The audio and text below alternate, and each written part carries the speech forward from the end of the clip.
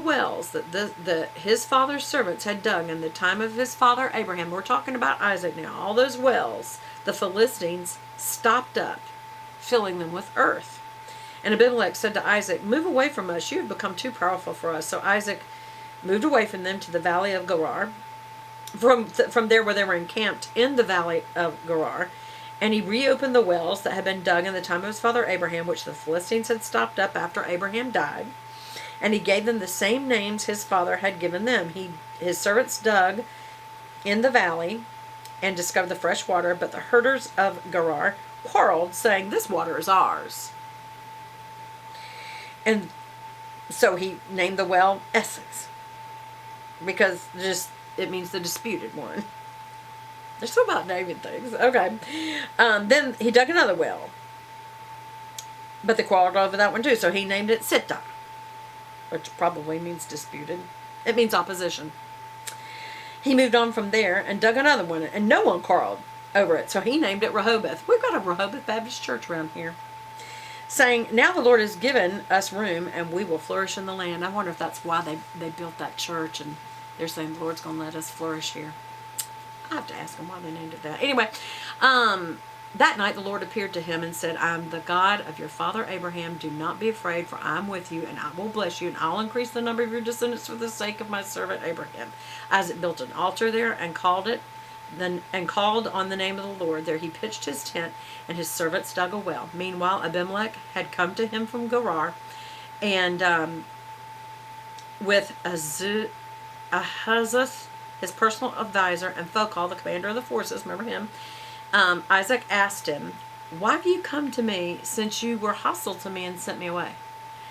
And they answered, "We clearly saw that the Lord was with you. So we said, there ought to be a sworn agreement between you and us. So let us make a treaty that you will not do any harm to us, just as we did not do any harm from you.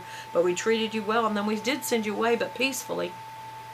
Everybody's seeing the power that he has with God, and whether or not they believe in God, nobody ever says, but they do realize that this God is somebody you do not want to cross to. Well, the blessing of this guy is that God is blessing. So they want a treaty, an actual treaty. Isaac then made a feast for them, and they ate and drank, and the men swore an oath to each other. Then Isaac sent them on their way, and they went away peacefully. And that day Isaac's servants came in and said, "Hey, we found water," and we called it Sheba. And to this day, the name of the town has been called Beersheba. When Esau was 40 years old, he married Judith, daughter of Beerah the Hittite, and also Basemath, daughter of Elon the Hittite. They were a source of grief to Isaac and Rebekah. An interesting last comment for chapter 26. Well, isn't this just turning into a soap opera? You know, here's the thing that you learn when you are reading the Word of God. Like I said, it's the truth, but there's all kinds of stuff woven in here because of man and his sin and what God decides to do about things that we may or may not understand why he does. And lots of times I think it's because what he's setting up in the past is actually building towards the future, and we don't see it yet. So let's try to keep looking towards the New Testament when we're reading the Old. But anyway, that's it for today.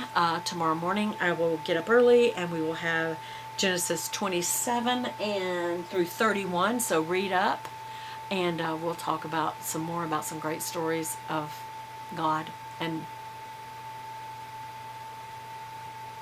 all that he's done and all that he does for us, and that we are his, and this is our story too, because we are children of the promise through Jesus Christ. All right, y'all.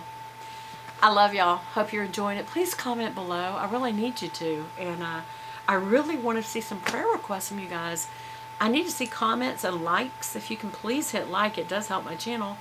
But also I need to know that you're reading this and it's helping you. I've heard from just a couple of you. And if it's just for you, I'm willing to do this. And also, I'm doing this for me too. And obviously being accountable to y'all helps me stay on schedule. So either way, I'm going to do it. But it sure would be nice to hear from y'all. Love you. Talk to you again soon. Bye. Bye-bye.